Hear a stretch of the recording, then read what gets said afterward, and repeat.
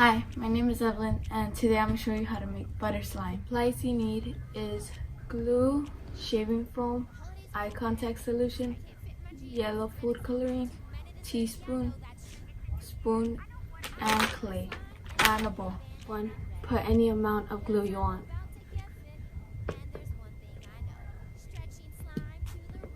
Next, add shaving foam.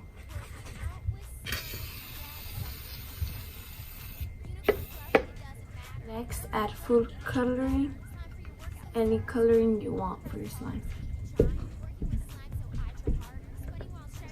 Next, mix it into a smooth. You can do too. It's so satisfying. That should be perfect. Add eye solution. It's fine. And you know you wanna try it. I grab my slime and my headband and I'm ready to go.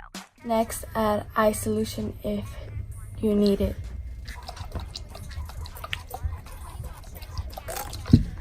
Home is fun, it's true. But working out with slime, you can do too. Alright. It's fine. I definitely recommend that you should try it. It's so sad. It's ready to play with some friends. Check out the slime I made. Hey, this is cool. That's This cool. is good right I now. want to throw this at teachers. I know we should, huh? Yeah, we should.